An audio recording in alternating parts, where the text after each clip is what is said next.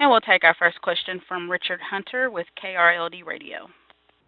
Yes, hi. This first question is for Jose Aldo. Jose, have you been relatively injury-free since the summer cancellation? Was there ever a question of this fight possibly being in danger, or have you 100% recovered since the injury?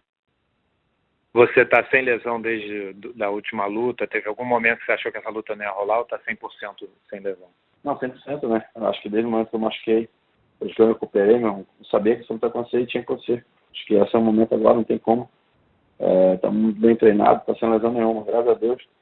Vamos chegar lá, vamos arrebentar. Yeah, I'm 100%. Since that last fight, since I got back in it, I've been very healed up. So I want this fight to happen. This is when it's going to happen. So I'm 100% right now. Another question for Jose.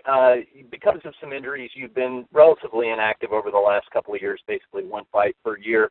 And this will have you been out of action for about a year once we see you return.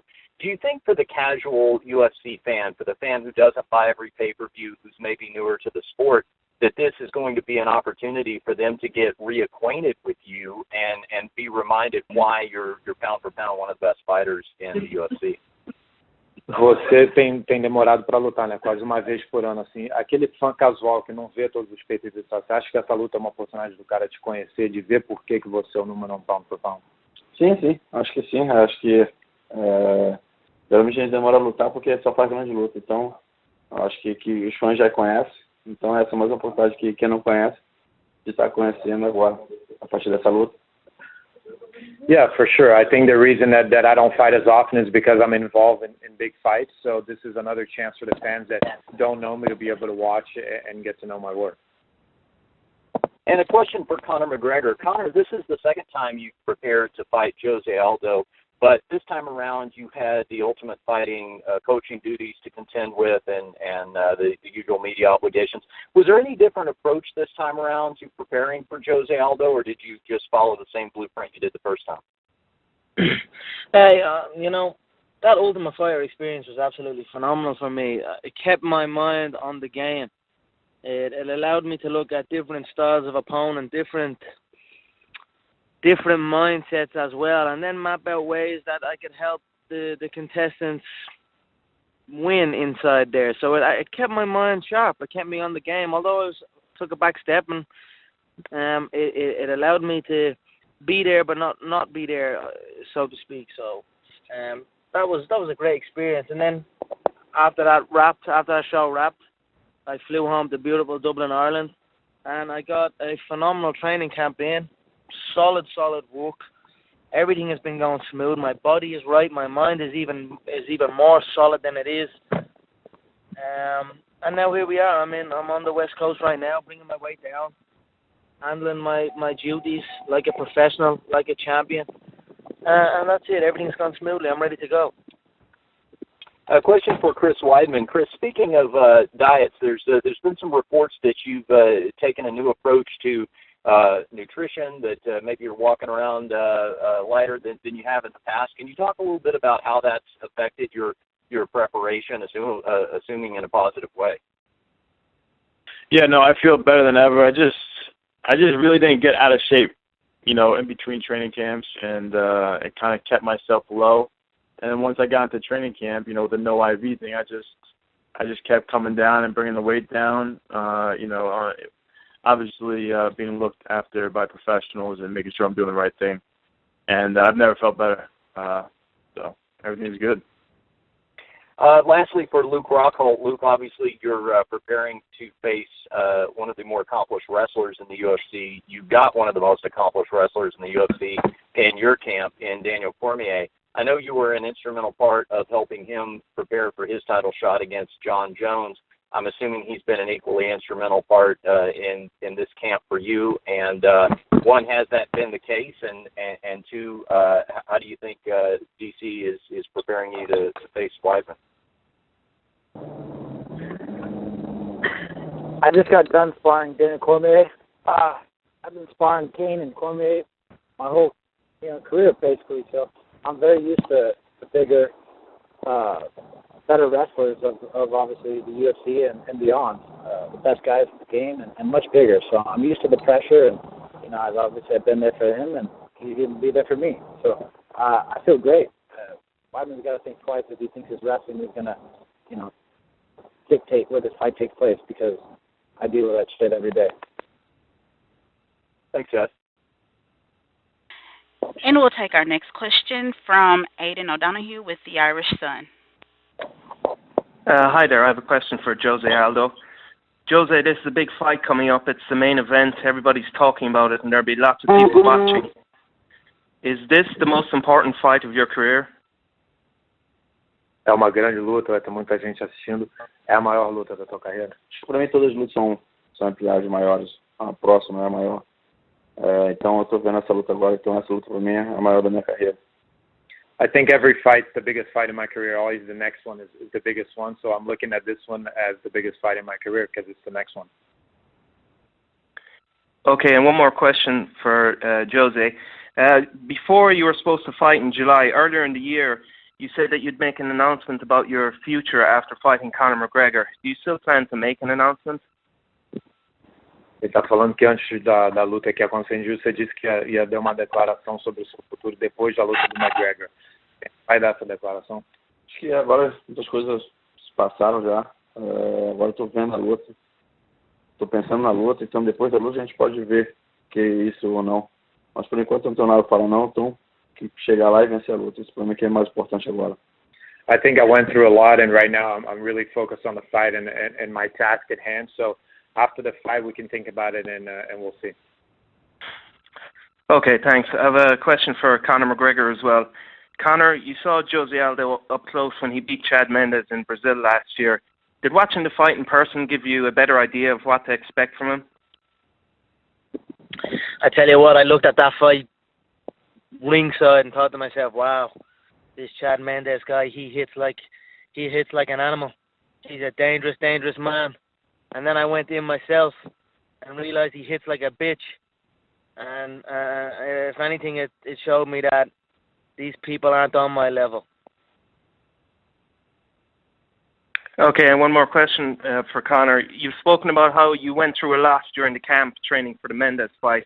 For this camp, you spent the majority of the time in Ireland. Has there been a big difference between those two camps for you? Yeah, 100%. My best work is always done at home. I'm a homeboy. I love my country very much. The air in Ireland is absolutely beautiful. That last fight I prepared in the desert air.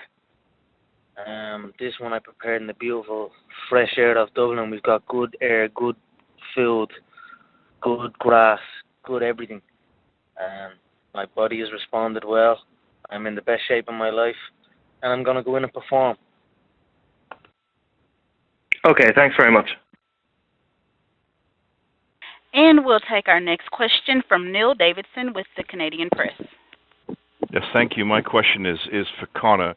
Conor, you clearly like the spotlight, and you seem to realize that the attention helps, and winning helps your bank account. I'm wondering if your celebrity ever, at any time, is ever unwelcome. Do you wish that? Are you able to have a private life? Have things changed drastically? I would imagine since you won the interim title. Yeah, things change all the time, so it's just this is the life I've created, the life I've built, and I love this life. I don't really get caught up too much in it. I have been in the spotlight for a long time now. I feel I'm a veteran at it, and I get better at dealing with it and how to handle it. So I only grow and I only evolve, and that's what has happened now. So although I came home with a belt, even before I signed with the UFC, I was a 2-weight world champion. It's just familiar for me. Another fight, another KO, and another gold belt. Honey, I'm home. And if I could have a follow-up, we've seen you in the lead-up to the world tour you did with Aldo. You were very much on. when you're in the public eye like that, is it kind of Conor McGregor multiplied by 100? We see a persona, more of you, or is that the you? Mate, you have a very distinctive voice. I've spoke to you many times, and we've had this conversation many times, I feel. There is no persona. There is no act. I'm going in. I'm telling my opponent what I'm going to do, how I'm going to do it. I'm assessing and dissecting their game, their life, their mental approach. I'm dissecting everything. And that's it. It's no persona. It's no nothing. In that particular time where you're on a world tour or you're doing these press conferences, people asking you questions, and I'm simply running with it and telling the truth as to what I believe. Okay. Thank you, Conor. You're welcome. And we'll take our next question from Tom Rooney with the Irish Independent. Hi, just a couple of questions for Conor. Conor, just when considering this fight from maybe even a bigger picture, both, say, for the UFC and then from yourself, firstly, with the UFC, obviously there's a lot of talk with Ronda's last, maybe with the Sheen gone, that, the breach is there even bigger for you to kind of be the kind of sole breakout star or transcendent, a lot of people call it. Is that something that, first of all, from that point of view, is that something that you consider, that you might be carrying this in even in a more profound way than you thought? And then from your own point of view, if you were to win, the featherweight division is the only division in the UFC that hasn't had more than one champion. And if you were to win, do you believe that then they would be happy for you to go straight to lightweight after such a massive shift in the division? I will KO Jose Aldo and I will face the winner of the lightweight belt, which takes place a week after, and then I will fight for that. So within the next two fights, I will be a two-weight world champion. As far as the Ronda comparison, it's a comparison that I hear a lot. But if anything, the comparison is just because we are two workhorses. She puts in a hell of a lot of media work, and I've got to put the media work in as well. But in reality, we are two different people. We are on two different paths. So I don't really focus on her situation or anyone else's situation for that matter. I'm just doing what I'm doing, and in what I'm doing, I'm carrying this whole damn game, and I love it. It feels light. The game, I'm carrying it on my shoulders, but it honestly feels light to me. I feel like doing single leg squats with the whole game on my shoulders because it ain't nothing. Just lastly, in terms of like goals that you may have set yourself before, years back, was when you were looking to the UFC, was the goal to be the UFC featherweight champion first, or was the goal to be the first guy to beat Jose Aldo? No, and I tell you why, because winners focus on winning and losers focus on winners.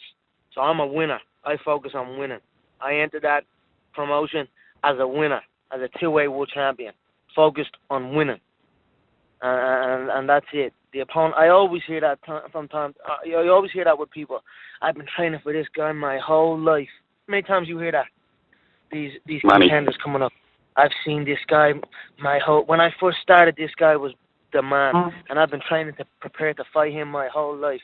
And then he goes in and gets his ass handed to him on a plate, because losers focus on winners, and winners focus on winning. So I came in here looking to win all the belts. Didn't matter who holds them. It doesn't matter who holds them.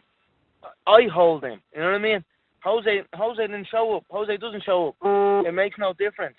It's still me they're coming to see, because I'm focusing on me, and I'm focusing on winning. Cheers. And we'll take our next question from Brett Okamoto with ESPN. Hey guys, thanks to all four for taking the time. This question's for Conor. Conor, before you fought Mendes at 189, the rumors were pretty strong that you had a knee injury, and obviously you weren't going to talk about it prior to the fight, and you didn't really want to talk about it immediately after. But since then, you publicly came out and said that you fought with about an 80% torn ACL. And my question is, I'm an animal. Why do that? Why put yourself at the risk, the physical risk, everything? I tell you why, because I'm a beast. Nothing can break me. Nothing can stop this train from taking over this game. Absolutely nothing. I had a busted up leg, and they knew I had a busted up leg, and they planned to target it. They celebrated that because it happened on the World Tour. They knew it. Their whole camp knew it. and they celebrated it and plotted a way to attack it. You know what I mean? He bruised his rib and pulled out a fight. And I still told him when he bruised his rib, I said, show up and I won't target your body. I said that to him. I said, if you show up here, I won't hit you once to the body. I'll hit you clean in the face. And he still didn't show up. So I showed up because nothing can break me. No amount of adversity I cannot conquer. And that's it. My mind is strong, stronger than anything. And that's it. I went in with complete belief that my shots would land. I have so many shots in my book that although I had to put a few shots into my back pocket because my movement was limited, I could pull out a couple more out of my other pocket because that's how many damn shots I have in my book. I could write a trilogy on that fucking skill. You know, and obviously you're going to make your own decision, and you have a lot of confidence in yourself. Clearly, was there anybody from whether it was a member of your team, you know, possibly a doctor, anybody who said, you know, this is fine, especially now that Jose's pulled out. Why don't you come off, you know, not risk yourself further injury? We can heal up the ACL, and it'll, you know, you won't be putting yourself at risk as much. Was there anyone who advised you to not take the fight at 189? International Fight Week, hell of a world tour. Fans saved their hard-earned money to come fly and see that show. $7 million gate, $50 million pay-per-view. God knows what else in sponsorship and merchandise sales throughout the whole week. If I'd have walked from that show, I'd have flushed the company's money down the toilet. I'd have flushed the fans' money down the toilet. I'd have flushed my own money down the toilet. I showed up. I came through for everyone that's put in so much. And that's it. That's why I done it. You know, I could have walked, and I tell you what, 100% of the roster would have walked. That was supposedly my kryptonite. The American wrestler. Oh shit! They've been keeping the cash cow from the American wrestler. They don't want to put him against the American wrestler. He's a cash cow. I want to save him. They gave me him on 3 weeks' notice. 3 weeks' notice. They gave me supposedly the hardest test of my career, and I still took it.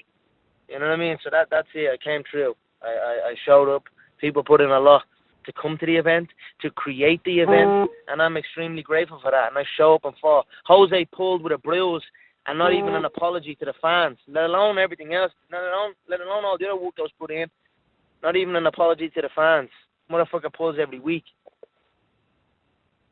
Thanks, Gunnar. I have one more question for Luke. Luke, I was speaking to Chris's coach yesterday, and he said one thing that I wanted to get your opinion on, and he believes that Chris has absolutely fought better competition than you. I mean, it's very clear that you have a mutual respect between your camps, but he did feel like that was an advantage that Chris has fought better competition. And, you know, when you were a champion at Strikeforce, you know, you were adamant, you know, that the Strikeforce was as tough as the UFC. I was just wondering, you know, to get a comment from you on how you believe your resume to this point stacks up against Chris. I'm not really concerned about prior resume. I know exactly who he fought. We fought the same guy. I know how he fought him, and I know how I fought him. I fought some very, very tough guys in my time. Chris is just about to find out. You know, he's got a lot of holes in his game, and he just hasn't fought anybody that's able to exploit him until now. He's going to fight a guy that's not going to, you know, I'm not going to sit there and cower down and let him control the ring. I'm going to stop him in the middle of the cage. I'm going to out. I can't wait. Dominate. I can't wait. And then we'll finish it. Thanks, guys. Thanks, everybody on the call. Best of luck. We'll take our next call from Stephen Morocco with USA Today. Conor, you were talking a little bit about the run to 189 and the knee issue. And then after the fight, you know, part of your comments were that you thought that facing Aldo at 194 was a little too early. And I'm wondering what was the driving thought behind that statement that you thought it was too early? Was it your knee or was it something else?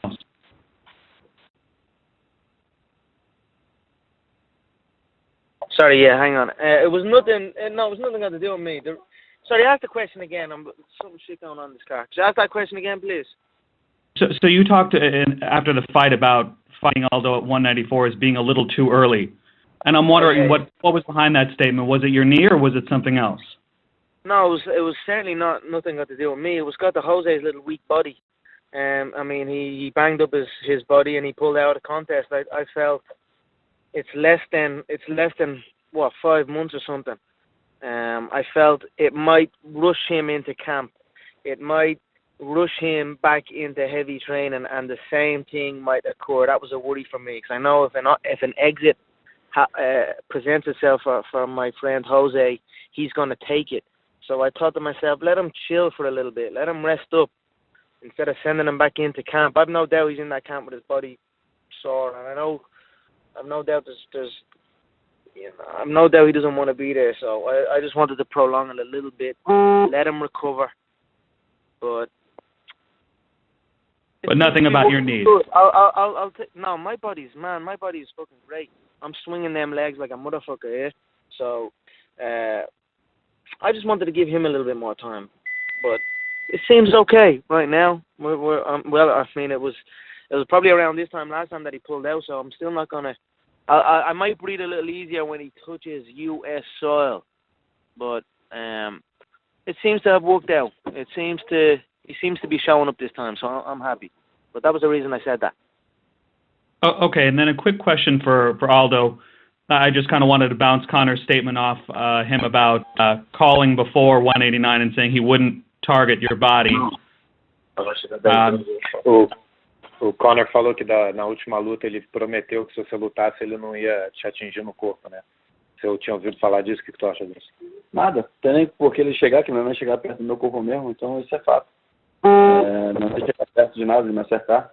Então quando você estava bem tranquilo, acho que não foi isso que chegou lá, que me pediu. A gente tinha outras coisas que a gente tinha que fazer e outros compromissos, né? A luta para mim é de menos. A luta eu vou chegar lá e vou vencer, como eu sempre fiz. Então quando você fica tranquilo. O problema era peso, que eu tinha que tirar um pouco de peso, então isso estava atrapalhando. Quanto à luta, tranquilo. Yeah, that wasn't even the issue at all. He's not going to be able to find me in there anyway. He's not going to be able to hit me in the body anyway. So that wasn't the issue. The issue for me was mainly the weight cut with the ribs. Being there and winning the fight, I'm going to do regardless. So the issue was really something else and not him hitting me in the body. He's saying he called you, though. Ele falou que ele te ligou, é verdade? Quem me ligou? O Conor. Pode me ligar pra quê, rapaz? Tá maluco? O cara me viu tomar um susto, pô. E sem contar que ele tava com o joelho ruim também, pô. Pode ficar tranquilo. Que é meu irmão onde que pega, meu irmão. Bota pra dormir.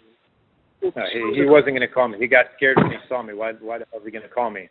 And, you know, me not even needing to say that he's got a bad knee. So don't worry. Wherever I hit, he's going to go to sleep.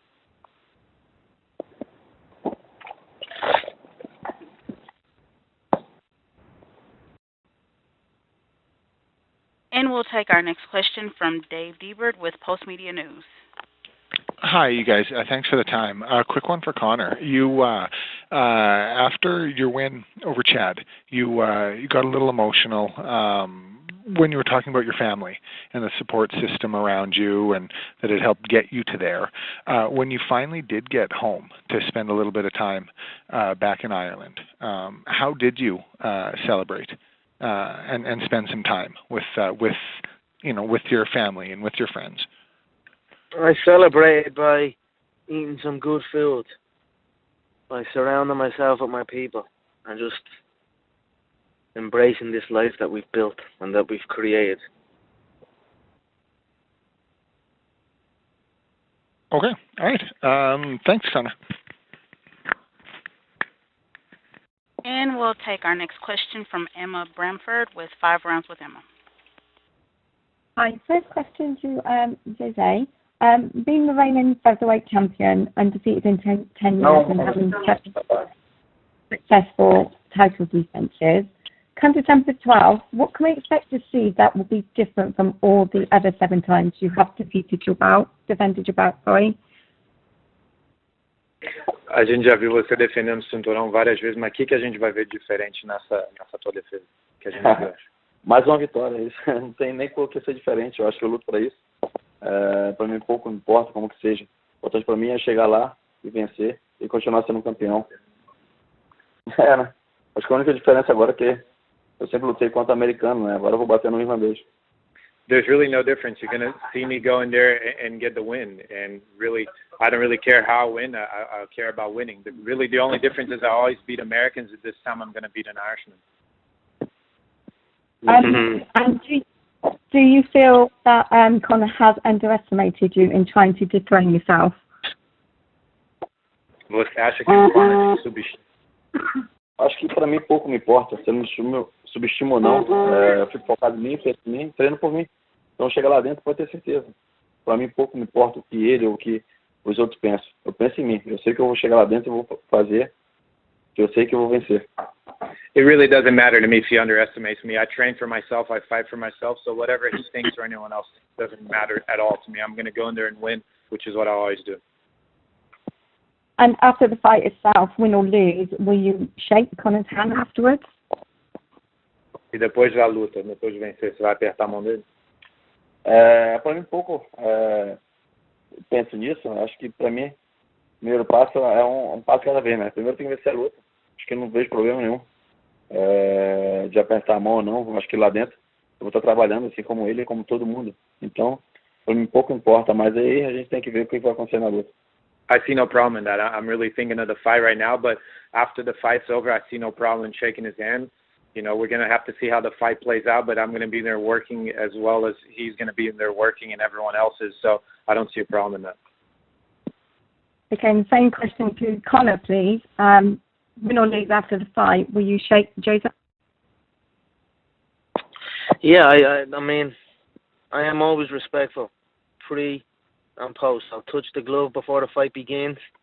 I won't touch the glove when the referee waves us in to fight, and then I'll touch the glove after the fight when it's all said and done. This is business. On December 12th, two nations will collide, but peace will be restored through battle. So, now that you've also filmed The Ultimate Fighter, how do you feel you would have done as a participant in the house, and could it have been an option for you at the time? Also, do you feel it would have changed you as a fighter if that was the route that you had taken? Yeah, you know, if you walk out your house in the morning and go right and go left, it leads to different paths. So obviously it would have changed me a lot, but I'm extremely grateful with the way I came up. I came up the way I needed to come up. I don't know how I would have fared in there. Being in the situation I was in, coaching was a great experience. Being in there fighting, if it had to come to that to get in, I would have done that. But thankfully, I rose up on the domestic scene, took over the European scene, won 2 world titles, built my name, came into the UFC as a prospect, began KOing everyone I faced, and now here I am at the top of the game. So I'm happy with my route. And training out of SBG in Ireland with such varied athletes for which they all have their great strengths and qualities, and besides your own self-belief and mindset, would you say having the different styles of training partners, with the likes of Aldo being a baller, heavy hitter, and Gunnar being a technical grappler, has helped contribute to how successful you are as an athlete? Yeah, 100%. At home, every time I go into the gym, there's somebody new. There's a new body. And, the way we train in our gym, when people show up to the gym on day one, they are not taught how to throw a punch. They are not taught how to armbar somebody. They're taught how to train correctly. They're taught how to train to learn. So everyone in that gym that's come up through our philosophies and our approach are good bodies to train with. So the gym right now is full of good, sensible bodies who are aware and who understand how to train correctly and train properly. So every day I walk in that gym, there's so many new bodies, so many new movements, so many people that are good at one thing and maybe are trying to learn another thing. And so every day I go to that gym, there's a new body type, new movement. So that's why when the opponent change happened in July, it made no difference to me because I face a new body every damn day. Every day I face a different body type. So I'm really happy with my training. I always am happy with my training at home. It has been a phenomenal camp. I'm going to go in here and perform and stake my claim as the number 1 pound-for-pound fighter on the planet. Next question's for Chris. I know it's been touched on briefly that you're at your lowest weight before a fight already. Is this due to anything in particular, your current training, dieting, the fact of the new IV ban in place? That was to Chris Weidman? I really didn't hear what you said. Again? Yes, sorry. I mentioned briefly about you being at your lowest weight prior before a fight. Is this due to anything in particular, like in your current training or dieting, or is it actually due to the new IV ban that's in place? For me, you're breaking up a little bit, but I know it's about my weight thing. I just wanted to get my weight down. You got the IV ban, and I like to train at the fight weight. The weight I'm going to be fighting at. So that's really what I did. I didn't want to be blown up, and then coming down the last week, and then fighting at a weight that I'm not familiar with and I'm not used to training at. So I just got myself accustomed to a weight that I'm going to be fighting at, and train the whole camp at it pretty much. And we'll take our next question from Damon Martin with Fox Sports. Hey guys, first question is for Conor. Conor, I know you and Ronda Rousey walk different paths and you're different fighters, but in her last fight, there was so much leading up to the fight, media and all these different distractions. Kind of a two-part question. How have you avoided those same pitfalls? I mean, was that a cautionary tale, seeing what she went through and then obviously going through the loss?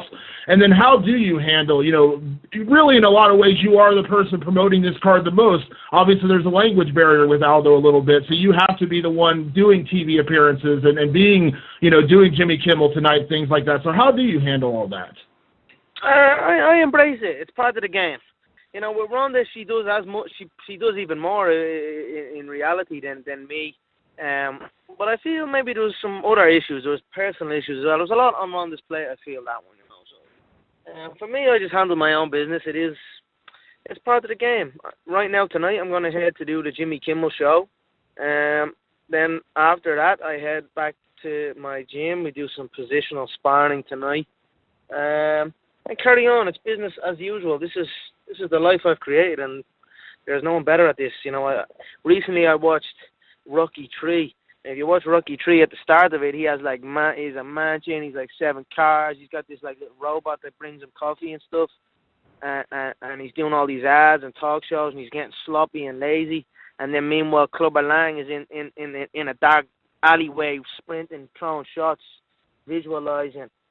And I kind of smiled watching that, because I'm like Rocky 3 in that I have the big houses, I have the cars, I have the robots bringing me coffee every morning, but then at the same time I'm also like Clubber Lang, training. I'm training like Clubber, but I'm living like Rocky. So I think I have a perfect balance right now. Maybe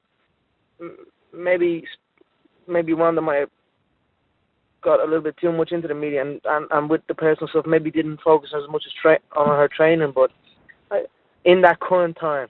But for me, I have a perfect balance. I'm living good and I'm training hard. And I know, after this fight, obviously your focus is on, December 12th and Jose Aldo, but, we can't ignore the fact that Dana White has said that, you win the title, your first title defense would be in Croke Park in Ireland, 90,000 people. I know you just said you want to fight the winner of Dos Anjos and Cerrone, but I'm curious, if everything goes well and you win this fight, are you okay maybe giving Aldo an immediate rematch in Croke Park? Would that be worth it to you to do an immediate rematch, or how do you feel about that? We'll have to see how the contest plays out. If he can give me a war and he can earn a rematch, well, then we can do a rematch. But I just don't see him answering the bell for the second round. I just cannot see him beginning. I can't see his face or his body at the beginning of the second round. I see him KO'd inside one. When you KO a man inside one, there's no need for a rematch. So if he can come and if he can bring a war, and we can do this and trade for 5 rounds or whatever, then maybe I'll consider a rematch. But I feel he won't get up off the stool and answer that bell for the second round. So I'm looking to emulate what I achieved in my previous promotion and collect 2 belts, 2 different weight divisions, hold them consecutively, defend them consecutively, and carry on. I am curious, real quick, Conor, one more question for you. The night before your fight, the fight between Frankie Edgar and Chad Mendes, again, we don't know what the future holds in terms of you going to lightweight or all these other things that are out there, but I am curious, do you have a pick in that fight between Mendes and Edgar? I think they're very similar opponents. I mean, they're wrestling. Maybe Frankie might chain is wrestling a little bit better than Chad, but I feel Chad is a lot more athletic, a lot more powerful. It's an interesting one, but really we'll see how it plays out. If that can be an exciting fight, well then maybe that's the one. But I'd like to sit and wait for that and watch that lightweight title fight the following week. And I'm hoping that that's a nice war that gets the fans excited and we can go and collect that second belt. We'll see how it plays out. Awesome. And one question for Chris Weidman. In the lead up to this fight, Chris, a lot of people, and myself included, believe, Luke Rockhold is the toughest challenge in this division. He's proven it, and we've seen him look better than ever. But you faced, the fighter who is arguably one of the greatest of all time, Anderson Silva, on 2 occasions and beat him. You fought Lyoto Machida. I mean, do you believe in your mind that Luke Rockhold is the toughest challenge you've ever faced, or, are people overrating him a little bit? I don't know if he's the toughest challenge I ever had. Only on December 12th we'll be able to find that out, but he definitely is the toughest test for me at the time, I think, with what we have in the middleweight division right now. So I'm taking him very seriously, and this is, for me, I prepare as if it's the toughest guy I ever fought every single time, and the biggest fight of my life. So this fight means everything to me, and I take him seriously. Awesome. Thanks very much, guys. And we'll take our next question from Gareth A. Davies with London Telegraph. Good evening, gentlemen. Good evening to 4 fantastic fighters. I've got a question for each of you very quickly. First one is to Luke. Good evening, Luke. You gave an interview with me, a very big interview, a long interview a couple of months ago, in which you said, Weidman's a tough guy, but I think I'm faster, more athletic, and do a lot of things better than him. I'm more precise, a smarter fighter. He's a great champion, but it will come down to how we both adjust to facing the best fighter in the world at the middleweight division. How much is about adjustment in this contest going to be who wins it? Hey, Gareth, how are you doing, my friend? Hi, Luke. Good to speak to you. Nice to talk to you, too. Adjustment is everything. Adjustment is what fighting's all about. It's about who can make those switches, who's got the A, the B, the C, and the backup plans, because, things don't always work out the way you see them sometimes. For the most part, they do for me. I've seen this fight play out many, many times over the years, and I haven't really had to do too much homework. I adjust well. I stay relaxed. I stay focused, and we've all seen with Chris. He gets frustrated when you hit him. When things don't go his way, he sacks up. He fights with his balls. Good for him. It's got him by to a certain point, but it's about to get him in big trouble. So I mean, he's got his wrestling game plan. He's going to get hit. He'll start to strike. He'll go from A to B. He better have C, D before he realizes he's going to have an F and he's going to fail. And thank you. And if I could ask Chris, obviously Luke is largely southpaw in stance. He's taller than you. Kind of following up on what Damon Martin was asking just now, in terms of the way we've seen him progress and fight in the last kind of 2 years, really, in the technical things that he has in his skill set, do you not see this as the most difficult defense so far in your career? In my head, I'm prepared for difficult defense, and and all due respect to Luke, but if you were to put on paper, Anderson Silva versus him or Lyoto Machida versus him, just in the striking department, you'd probably say that Anderson Silva and Lyoto Machida have better striking. If you were to put Demian Maia or or you can throw Vitor Belfort in there. But Demian Maia, with jiu-jitsu, he's gonna have better jiu-jitsu. So on paper, in every area, and I fought better wrestlers too with Mark Munoz. So on paper, if you take out every category, every face has a better category is.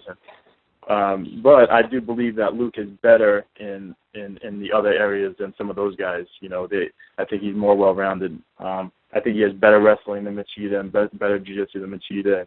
I think he has better wrestling and jiu-jitsu than Anderson Silva. So he definitely brings a different element to the game that I'm prepared for, and that's different than a lot of guys I've fought. But if you were to break it down at one element at a time, I've seen it all. Thank you very much, gentlemen. The final one for you, Chris, is it hard fighting someone you get on with? Not really, because I don't look at fighting like I want to hurt Luke. I really don't want him hurt at all, to be honest with you. I don't want anybody to really get hurt.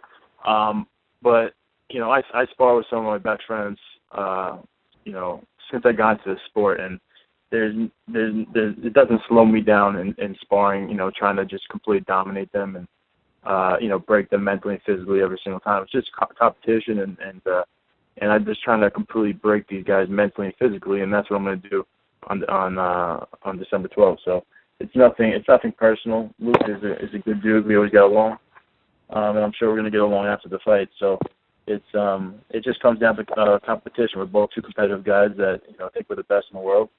And one of us is right, and so we'll see what happens on December 12th. Thank you, and Mr. McGregor, good evening.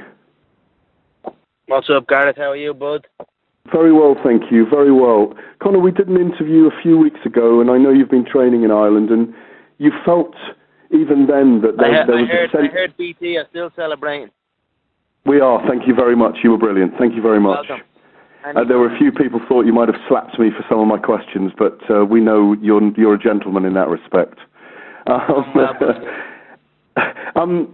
Even then, you were expressing some concern, in a sense, that you felt that there may be a possibility that Jose Aldo may not step into the octagon with you on December the 12th. We're 10 days away now. Do you still have any sense that Jose may not be in the octagon with you on December the 12th?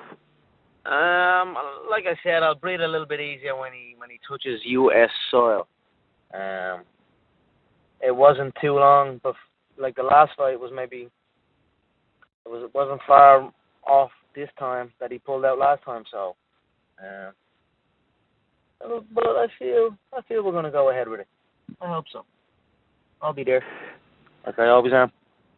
And I can say if, but you'll say when. When you come home with the belts on December the 13th or December the 14th, how hard will you demand to the UFC that your next fight, your defense, will be in Ireland? I would love for the Crow Park event to happen. It would be a dream come true.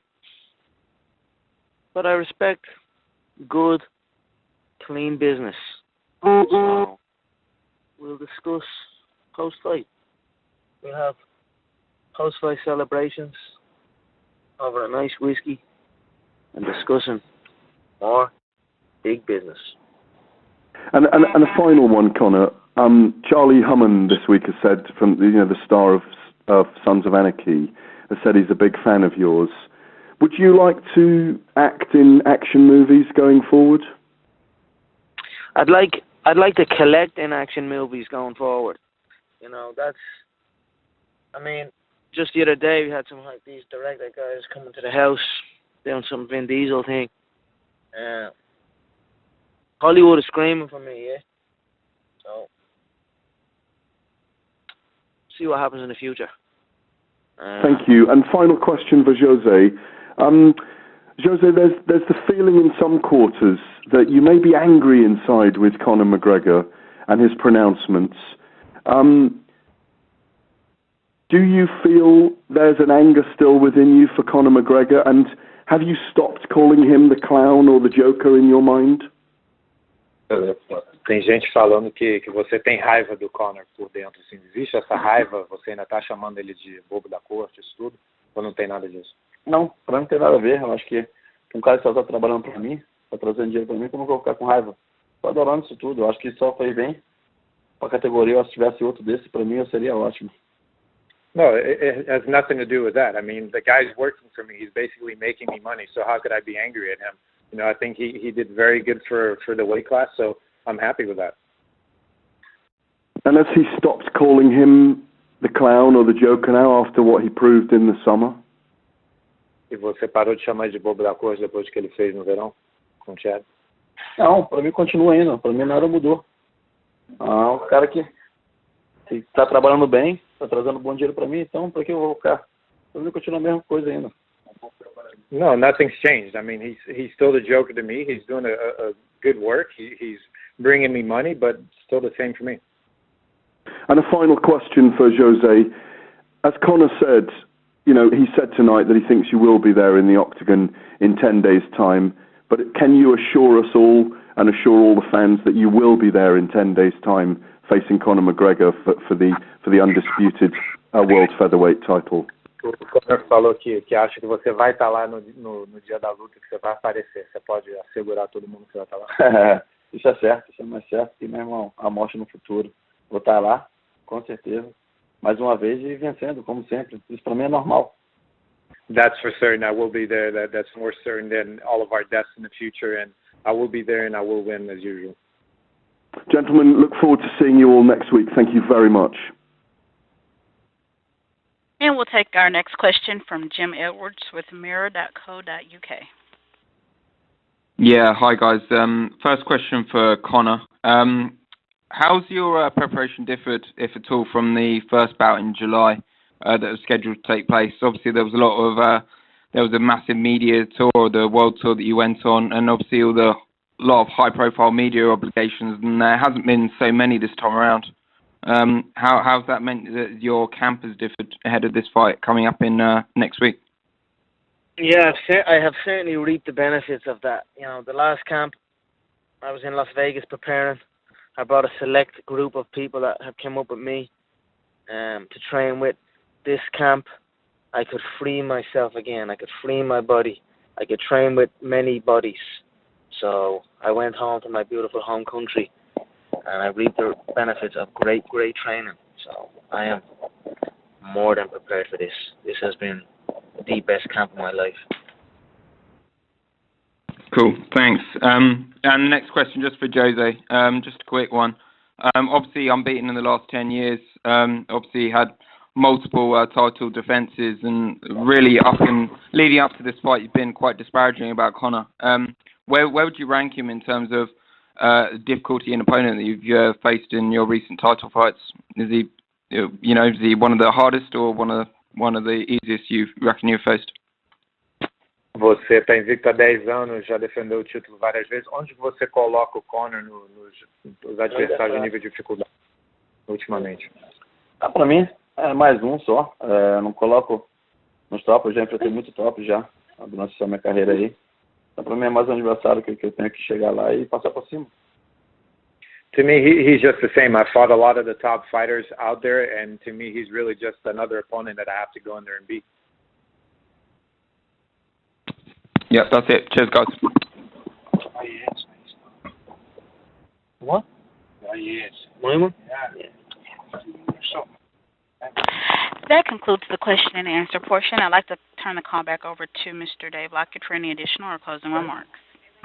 Thank you, and I'd like to thank all four fighters for participating in today's conference call. Just a reminder about next week's schedule, which includes 3 events in as many nights. UFC Fight Night, Namajunas versus Van Zandt open workouts are scheduled for next Tuesday, December 8th from 12:30 to 4 p.m. on the MGM Grand Casino floor.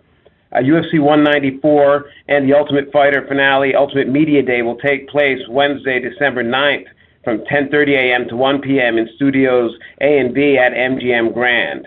Also on Wednesday, December 9th, the UFC 194 and the Ultimate Fighter finale press conference will take place from 1 to 2:30 p.m. at MGM Grand Garden Arena.